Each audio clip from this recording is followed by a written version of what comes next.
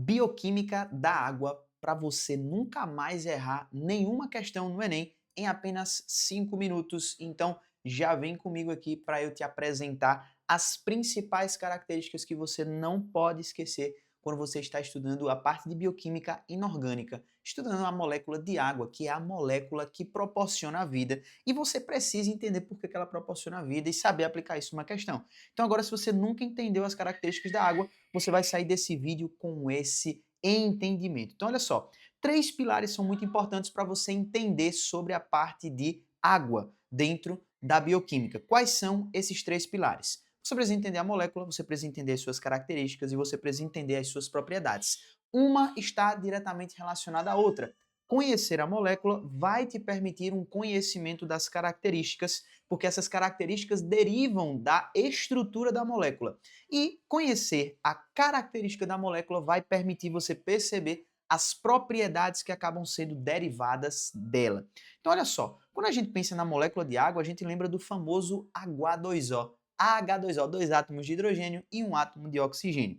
Nós sabemos que, pela teoria do octeto, a teoria da química, onde o elemento químico precisa chegar a 8 elétrons para estar ali na sua estabilidade eletrônica, ele pode fazer isso através de ligações iônicas, onde a gente tem ali, né, a doação e o recebimento de elétrons entre determinados elementos químicos, mas a gente tem aqueles que são capazes de fazer as ligações covalentes, onde esses elétrons ficam compartilhados. Então, um compartilha um, o outro compartilha outro, e esses dois acabam sendo ali para os dois, beleza?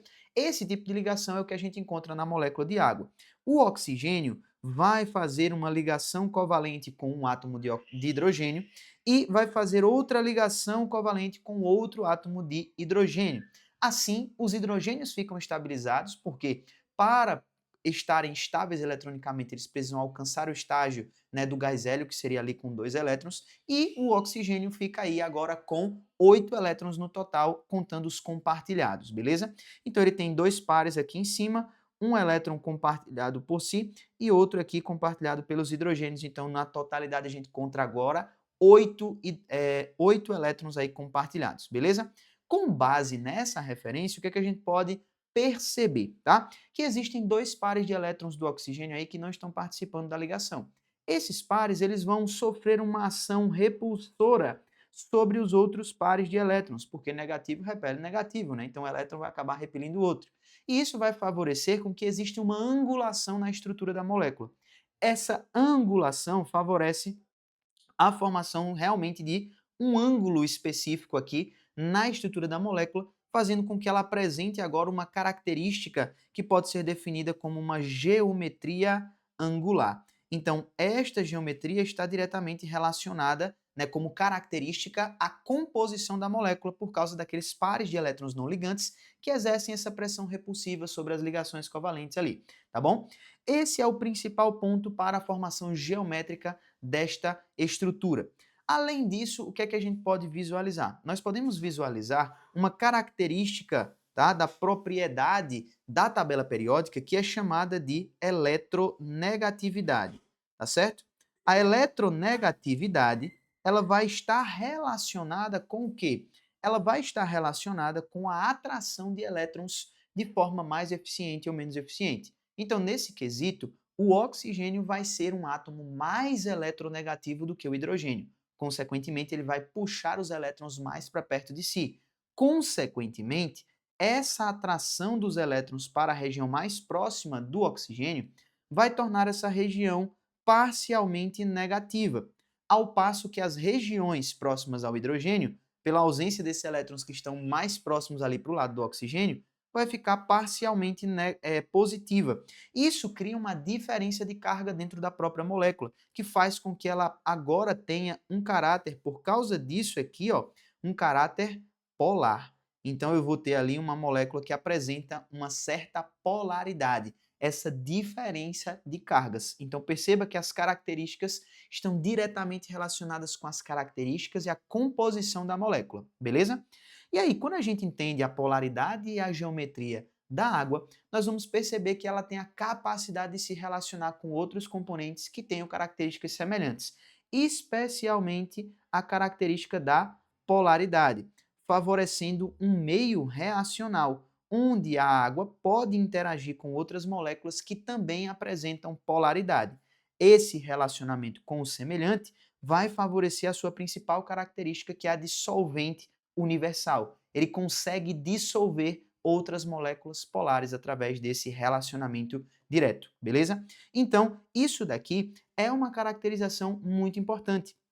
E existe uma outra característica que é mais importante ainda, porque ela está relacionada com a geração das propriedades, que é a capacidade da água em formar as famosas ligações de hidrogênio. E o que é uma ligação de hidrogênio, professor? É quando eu tenho aqui, ó, um átomo de hidrogênio ligado a um átomo mais eletronegativo, ele apresenta uma capacidade de estabelecer uma relação intermolecular com um outro átomo eletronegativo. Então, olha só, o hidrogênio acaba interagindo intermolecularmente com esse outro oxigênio que está ali na molécula de água, beleza? Então você consegue perceber isso. Então agora você consegue compreender que a ligação de hidrogênio é uma ligação intermolecular, beleza? Quando eu tenho, olha só, o átomo de hidrogênio ligado covalentemente a um átomo mais eletronegativo, ele tem a capacidade de estabelecer uma interação intermolecular com outro átomo eletronegativo. Então esses três tracinhos vermelhos representam essa ligação intermolecular. E por causa dessa capacidade, dessa característica que a molécula de água tem, ela pode apresentar algumas propriedades. Exatamente o que você está vendo aí, onde uma molécula de água estabelece uma ligação de hidrogênio com outra, é o que nós chamamos de coesão da água. Isso é uma propriedade da água, tá bom? Então essa propriedade, ela tem como principal aplicabilidade o fenômeno da tensão superficial. Aquela tensão superficial que vai atuar, por exemplo, quando você enche um copo até a borda e vai gotejando água ali e percebe que a água não cai. Ela passa um pouco da borda do copo, mas ela não cai, porque ela está bem coesa. Todas as moléculas de água que estão ali naquela superfície, formando aquela pele da água, elas estão conectadas entre si por essas ligações de hidrogênio. Elas estão fazendo esse tipo aqui de interação intermolecular, estão todas coesas ali. Se você passar o dedo, aí você quebra essa tensão e vai jogar um pouco da água fora, tá? Então lembre sempre que a coesão é a propriedade e a tensão superficial é o fenômeno gerado a partir dessa propriedade. A outra propriedade é a adesão, quando a água tem um relacionamento com a superfície do condutor.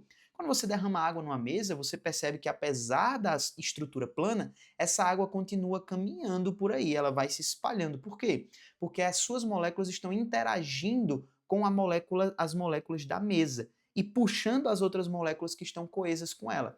Então essa força de adesão, ela pode gerar esse movimento da coluna d'água com relação à superfície do condutor. Se isso for num tubo, isso vai gerar para a gente a propriedade de capilaridade, ok?